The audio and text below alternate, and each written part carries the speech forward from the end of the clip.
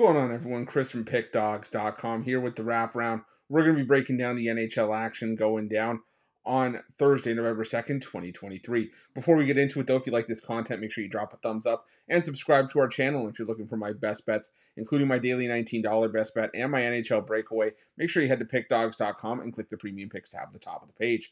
I also have something new and exciting coming up here at Pick Dawgz. If you're a big bettor looking to hit the books hard on the ice, you'll want to check out my All Access Power Play Pass. Now, I'll be honest, the service is not for everybody. This is for the bettors that are dropping $1,000 or more per game on the NHL, and for people that want that elevated top-tier advantage to be able to get a man up on your book. This package is going to feature the rating of my plays, as well as late info plays that I bet throughout the day based on goalie news, injuries, etc.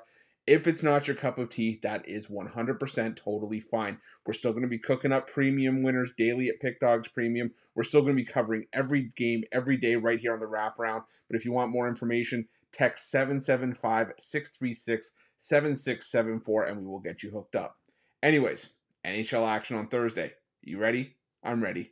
Let's get into it.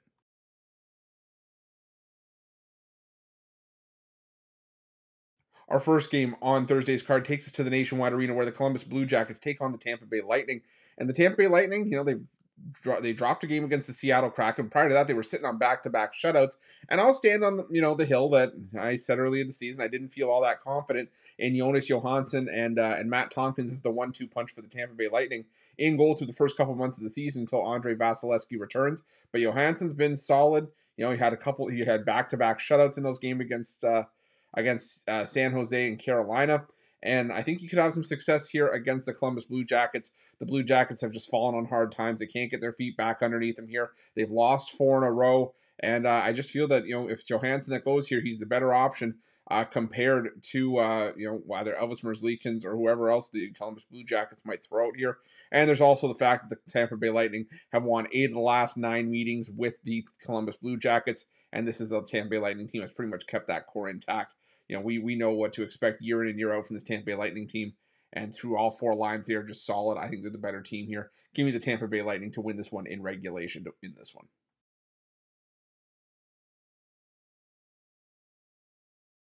Up next, we head to the Little Caesars Arena where the Detroit Red Wings host the Florida Panthers. And, the Detroit Red Wings have done fairly well out of the gate so far. 6-3-1 through their first 10 games of the season, 3-1-1 at home.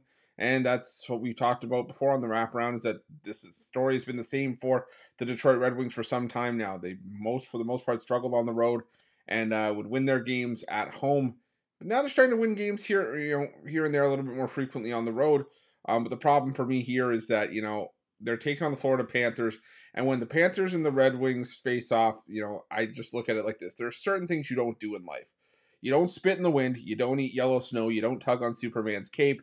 And you don't bet against the Florida Panthers when they're taking on the Red Wings. Head-to-head, Florida has won 21 of the last 26 meetings between these two teams, including 18 of the last 21 meetings in Detroit. I think the Red Wings, like I said, they're going to be an improved team. They're a team that we're going to have some value with this season, and a team that I like to potentially challenge for a playoff spot. Maybe they get there, maybe they don't. But right now, the Florida Panthers, I think, are just the better team. I'm going to go with the Florida Panthers on the money line in this one to keep up their dominance over Detroit.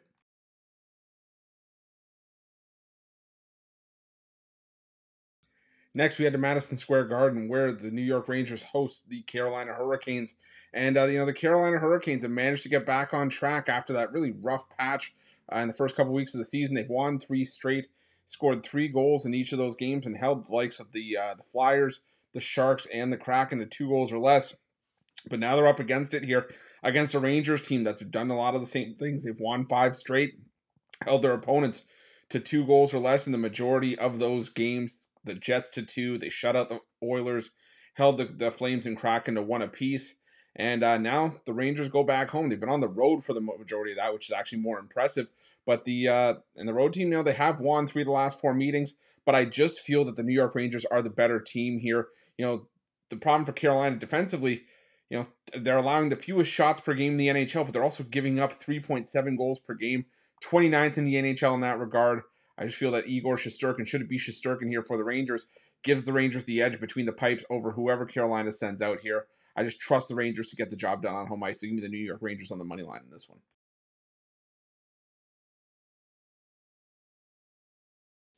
Next, we head to the Canadian Tire Center, where the Ottawa Senators take on the Los Angeles Kings. In a battle of teams that have dominated home and away. The Ottawa Senators team has played their best hockey at home going back to last season. Meanwhile, the Los Angeles Kings, for as much as I've crapped on them this season, and it's been fairly often, they've gotten off to a nice start, 5-2-2, but 4-0 on the road. And for the Los Angeles Kings, in all but one of their games this season, 8 of their 9 games this season, the road team has won. And I think that's what's going to happen here. The Ottawa Senators, for how well they've played at home, they've dropped their last 2 home games. They gave up a combined 11 goals in those 2 games. And the Kings have started to play some solid hockey. They've won 5 of their last 7. They picked up points in 6 of those 7 games. I just think that, until the Kings drop one on the road, especially when they've won 4 of the last 5 meetings between these two, got to keep riding with the Kings here. So give me Los Angeles on the money line at -120.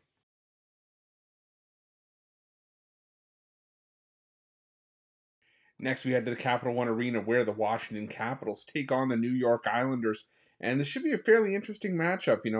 I was fairly critical of the Washington Capitals earlier on this season, and for good reason, as this team just looked lost. But I also said early on that this was a better team, and I think their record last season and probably their early start would have indicated this season, because the Capitals were banged up last year. They had a ton of man games lost because of injury. But now they're starting to pick it up. They've won 3 in a row. They beat the Sharks. They beat the Wild in a shootout, and then they hung 6 on the Devils to kind of kickstart this win streak. The New York Islanders, they've split their last 4 games. They've also dropped 4 of their last 6. And the Islanders are, I've said it before, the Islanders like to play this gritty, defensive, hard-hitting style of hockey. And lately it's been teams that are actually coming out and punching the Islanders in the mouth first.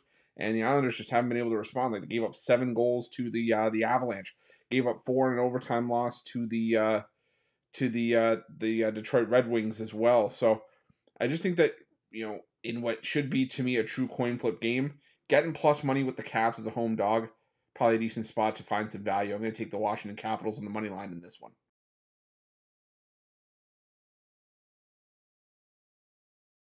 Next, we head to the TD Garden, where the Boston Bruins take on the Toronto Maple Leafs. And as much as I am a Leafs fan, I will tell you that the kryptonite of this Leafs team in years past has been the Boston Bruins. And it's not like the Leafs are playing the greatest of hockey coming into this game either. Back-to-back losses, just got ran out on their own home ice by the Los Angeles Kings, 4-1 last time out. While the Bruins, well, it's been business as usual. 8-0-1 to start the year, 4-0-1 at home. You could argue they should be 9-0 had they not collapsed in that third period against the Anaheim Ducks, who swept that road trip, so maybe take it with a grain of salt. But either way, as much as it's tempting to take the Leafs as an underdog, it's also equally as tempting to get the Bruins at a near coin flip price at home, where they have been so dominant the last couple of years. Give me the Boston Bruins on the money line in this one.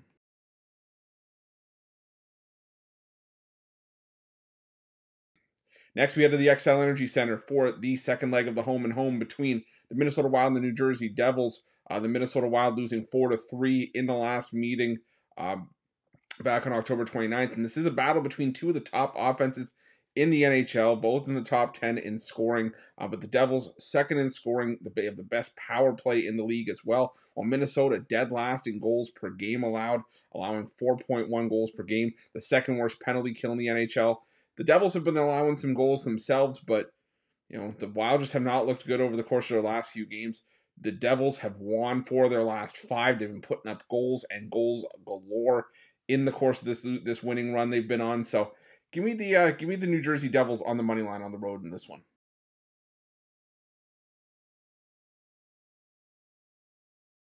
Next, we head to Rogers Place, where the Edmonton Oilers host the Dallas Stars, and the Dallas Stars coming into this one on the back-to-back after upending the Calgary Flames in their first leg of the Alberta road trip on Wednesday. And now they go take on an Oilers team that's desperate to pick up some wins. But even though they got Connor McDavid back and they were able to get a win in that outdoor game against the Calgary Flames, still not all that sold on the Edmonton Oilers. If you've been following the wraparound, if you followed me and Rod last year when we were doing our videos, I kept saying I still don't trust this Edmonton Oilers goaltending group as far as I can throw it. The tandem of Jack Campbell and Stuart Skinner is one of the least consistent in the NHL, in my opinion. Now, granted, we saw Jake Ottinger in goal for the Stars on Wednesday, so it's likely Scott Wedgwood here. but I still think that the Dallas Stars just have the more complete team from top to bottom. The Oilers are going to have the best players on the ice, and when they have Connor McDavid and Leon Draisaitl out there, that's without question. But I just feel that the Stars are getting some value here. This is a Stars team that usually plays well in these condensed and compact schedule spots. They are 20-7 in their last 27 in the last game of a 3-game and 4-night situation. Got to go with the Dallas Stars and the plus money in this one.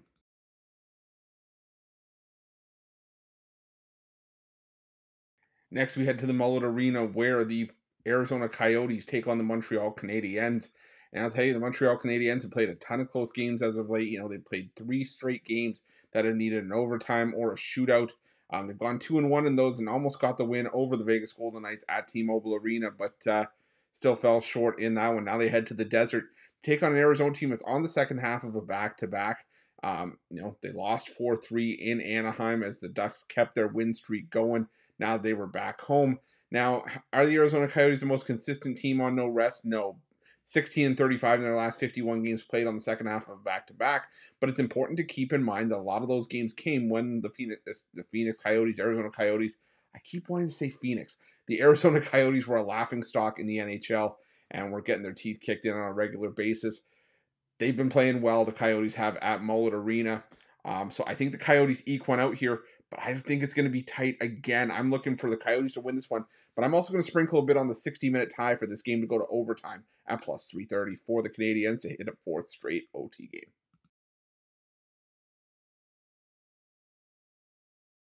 Next, we head to Climate Pledge Arena where the Seattle Kraken take on the Nashville Predators. And I won't lie to you guys, this is probably my least favorite game on Thursday's card. We just have two teams that are so wildly inconsistent. Both are really struggling to find the back of the net, and both don't play in a lot of high-scoring games. With that being said, I still have a feeling like I trust the Nashville Predators a little bit more than I trust the Seattle Kraken right now. And not only that, I mean, between two teams, I think it's a coin flip price, or it should be a coin flip price. Getting the slightest bit of plus money with the Predators holds a little bit of value here. I was looking at the under 5.5 in this one, but I still think I'm going to stick with the Preds to get the job done here at plus 106. But like I said, probably my least favorite game on the card.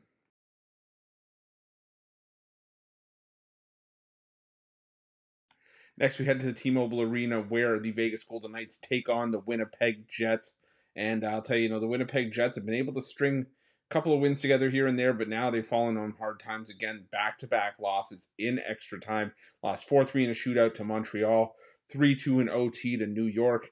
And I don't know if they're going to be able to get to OT or shootout in this one. The Vegas Golden Knights, sure, they've played 3 straight overtime or shootouts themselves, but they're also just a much better team coming into this game.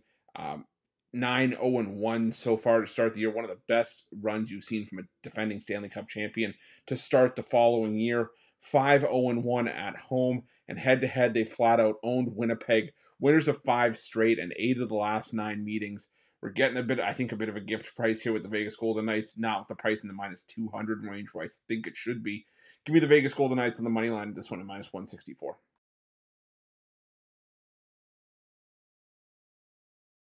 And our final game on Thursday's card takes us to the SAP Center, where the San Jose Sharks take on the Vancouver Canucks. And the San Jose Sharks, well, it just goes from bad to worse. 0-8-1 to start the year, and this San Jose team is really going nowhere fast. I mean, like I said, they've been getting torched left and right. It's the San Jose team that has scored 1 goal or less in 8 of their 9 games so far this season. And the one game that they broke that threshold was that game against Carolina where they had a 3-2 lead in the third period and gave up 4 goals in 6 minutes. The Vancouver Canucks, don't get me wrong, this is a team that I'm not sure is at the point where they should be consistently laying minus 200, but I think this is just about playing the spot and simply fading the San Jose Sharks until they really show us some signs of life. And even then, that might be a while still. The San Jose Sharks looking like every bit the team is likely going to be the worst team in hockey this season. And I think the Canucks add to their misery here. I'm taking the Canucks on the puck line to round things out. That's it. That's all the NHL action for Thursday, November 2nd, 2023. If you like this video, make sure you smash that like button and subscribe to our channel. And also make sure you have notifications turned on to get the newest and most up-to-date content here at Pick Dawgz. And a reminder, if you're looking for my best bets, check out Pick Dawgz Premium. I also remind everybody, If you're looking for more information on my All Access Power Play Pass to find out if this is right for you, make sure to text 775-636-7674, and also make sure to let me know your NHL picks in the comment section below. Thanks for watching.